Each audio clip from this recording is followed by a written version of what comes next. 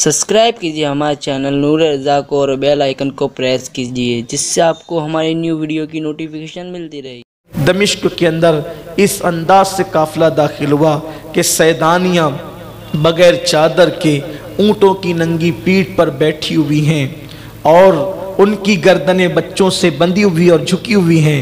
हज़रत इमाम ज़ैनुल आबिदीन के गले में तोक है, वो भी खारदार तोक, पैरों में बेड़ियां, हाथों में हथकड़ियां हैं और हाथ में ऊँटनी की नकेल है। यूं गर्दन झुकाकर आज वो चल रहा है कैदी की हैसियत से, जिसके नाना बाबा ने कई लोगों को जहन्नम की कैद से निजात अता की थी। इस अंदाज से वो काफिला दाखिल होता है और फिर अल मुख्तसर यजीद के दरबार में आता है। यजीद के दरबार में वो काफिला आया। उस वक्त यजीद शराब पी रहा था, शराब पी रहा था। काफिले को देखा, देखने के बाद उसने शेर पढ़ा। शेर जो पढ़ा है उसने ये कहा कि मैं उतबा की औलाद ना होता अगर मैं इनसे बदला ना लेता। ये उतबा कौन? जो बद्र में मारा गया था। वो बदबख्त उतबा जो बद्र में मारा गया था, उसकी तरफदारी करते हुए कह रहा है कि मैं उतबा की औलाद न होता अगर मैं इनसे बदला न लेता, और कहता कि बद्र में जो हमारे साथ सुलूक किया हमने वो बदला उनके बेहतर लोगों से ले लिया। और फिर उस बदबख्त ने कहा कि माज़अल्लाह बनु हाशिम पर कोई वही नहीं आई, उन्होंने तो यूं ही बादशाहत के लिए ढोंग रचाया था। अल-अयाज़ु बिल्लाह। इस तरह की बातें उस बदबख्त ने कही और भी रिवायतें मिलती है। और फिर उनको दरबार में खड़ा कर दिया गया।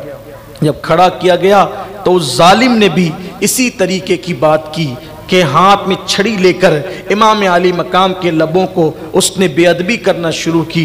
इत्तेफाक से वहाँ रोम का सफ़ीर बैठा हुआ था, एक यहूदी आलिम बैठा हुआ था। रोम के सफ़ीर ने कहा ये इतना खूबसूरत किसका सर है? तो उसने बड़े घमंड से कहा ये मोहम्मद के नवासे का सर है और हमने उसको काट दिया है।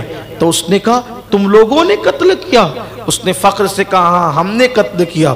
तो वो रोम का सफ़ीर कहता है हैरत है तुम पर, हमारे पास ईसा अलैहिस्सलाम जिस गधे पर सवारी करते थे उस गधे के पैर में जो नाल होती है, नाल, वो नाल है, वो गधा नहीं है, गधे के पैर की नाल है, नाल।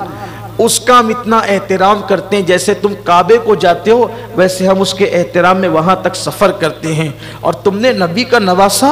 और जो यहूदी आलिम बैठा हुआ तो उसने कहा कि दाऊद अलैहिस्सलाम से लेके मुझ तक 70 पुश्तों का फासला है, यानी 70 पुश्तों के बाद में दाऊद अलैहिस्सलाम की औलाद में से हूँ।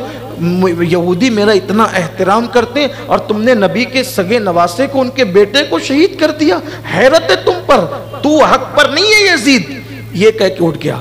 यजीद को रहमुल्लाह कहने वाले और अमीरुल मोमिनीन कहने वाले जरा यहूदी से ये बात सीख लें कि यहूदी कह रहा है कि तुमने कत्ल किया, हक पर तुम नहीं हो सकते क्योंकि तुमने नबी के बेटे को कत्ल किया, नबी के बेटे को शहीद किया। उसके बाद दरबार में खड़ा किया गया।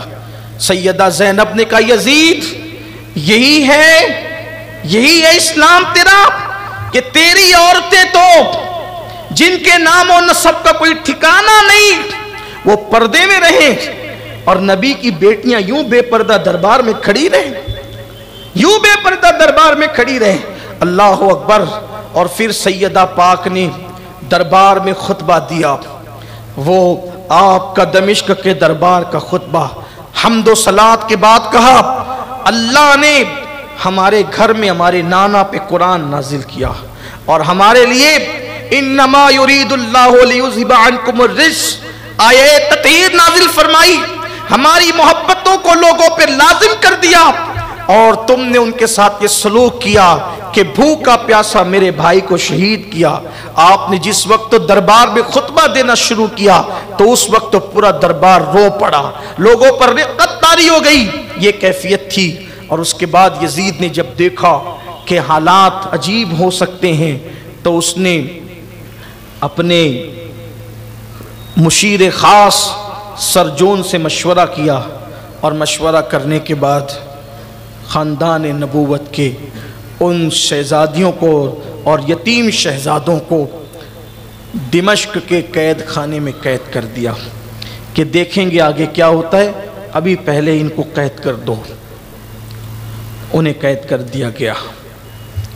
کتنے دن تک قید رہے اس دمشق کے قید خانے میں، اس پر الگ الگ رائے ہیں مورخین کی، لیکن اب اختتامی بات اس قید خانے کے حوالے سے سن لیں۔ بہت دن تک رہے،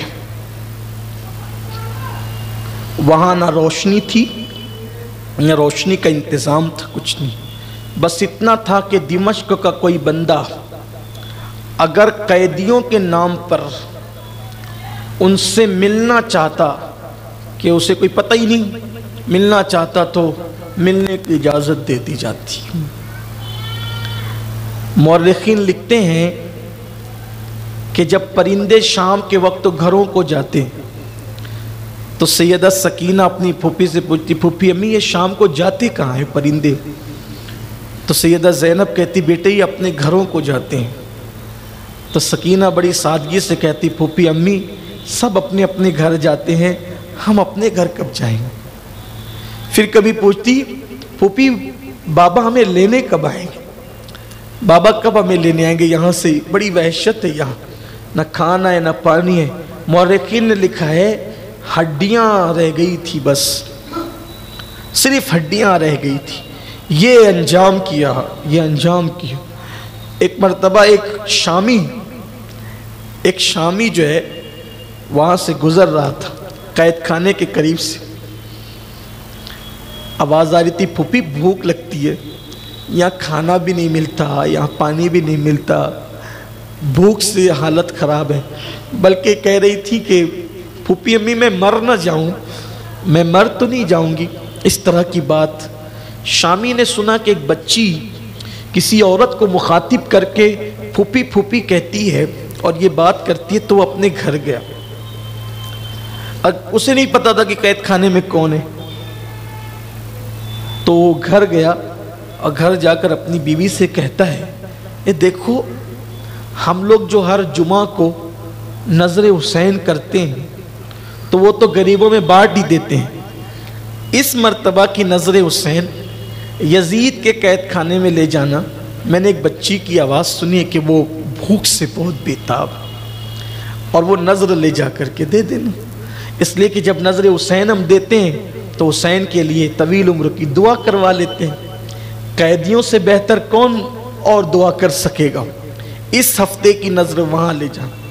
اس خاتون نے نظر تیار کی، اور تیار کرنے کے بعد قید خانے میں، دمشق کے قید خانے میں پہنچی تو دیکھا کہ اندھیرا ہے، تاریکی ہے۔ ایک 7 سال کی بچی ایک خاتون کی گود میں ہے، وہ اس کے سر پہ ہاتھ رکھ کر اسے تسلیاں دے رہی ہے، وہ رو رہی ہیں، آنسو خشک کر رہی ہیں، یہ سب کچھ ہو رہا ہے۔ وہ پہنچی اور پہنچنے کے بعد کہا کہ میرے شوہر نے آپ لوگ کی آواز سنی تو اس نے کہا کہ کھانا آپ کو لائیں۔ تو کہا آپ کون لوگ ہوں؟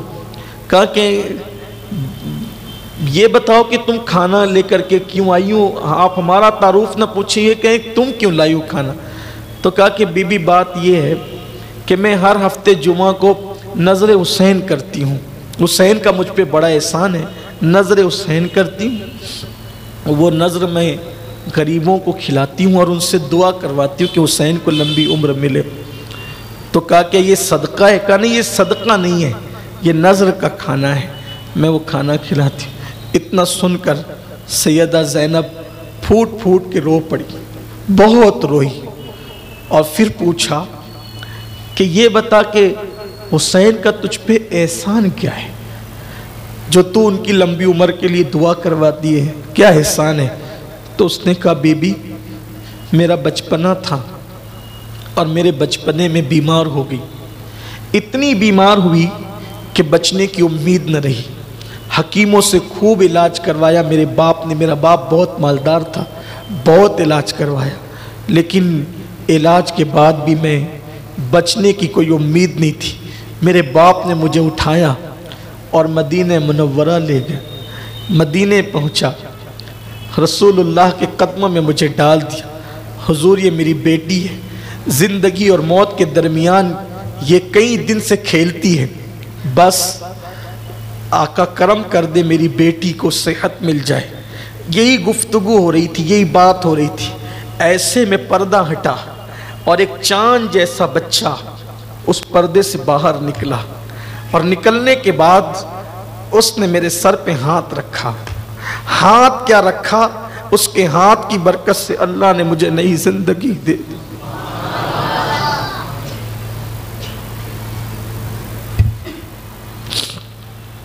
अल्लाह ने मुझे नई जिंदगी दे दी। मेरे बाबा ने पूछा, आका ये कौन है? तो मेरे आका ने फरमाया, ये मेरा बेटा हुसैन है। बस उस दिन के बाद से हुसैन मेरे दिल में बस गया, लेकिन मैंने हुसैन को उसके बाद कभी नहीं देखा, मैंने कभी नहीं देखा। लेकिन जिसकी दुआ से मुझे जिंदगी मिली, मैंने हर दिन उसके बाद उसकी लंबी उम्र की दुआ। और अब मेरा मामूल यह है कि मैं हर जुमा को नजर हुसैन करके गरीबों को खिलाती हूँ, यतीमों को खिलाती हूँ, और कहती हूँ कि दुआ करो मेरे हुसैन की, जिसकी वजह से मेरी उम्र बढ़ी, अल्लाह उसकी उम्र बढ़ा दे। सैयदा पाक फूट फूट के रोने लगी। सकीना ने सुना, शेरबानो ने सुना, जनाब रुबाब ने सुना, सब फूट फूट के रोने लगे। ऐसे में उस खातून से कहा, ले जाओ, हम नहीं खाते। उस खातून ने पूछा, ये तो बताएं कि आप कौन हैं? सैयदा ज़ैनब ने इतना ज़रूर कहा, ले जाओ ये खाना, अब आइंदा नज़र हुसैन नहीं करना, इस एतबार से कि हुसैन की उम्र लंबी हो जाए, इसलिए कि हुसैन तो अब दुनिया में है भी नहीं। किसकी उम्र की लंबी होने की दुआ करती हो, अब तो वो रहा भी नहीं दुनिया में। पूछा, बीबी आपको कैसे पता, वो कहाँ, आप कौन है? फरमाया, ये हुसैन की बेटी है जिसे तुम देख रही हो, मैं हुसैन की बहन हूँ, ये उनकी बेवगान है। वो खातून रोते रोते बेहोश हो गई। ये दास्तान है करबला की। कभी कभी हिम्मत टूटती है,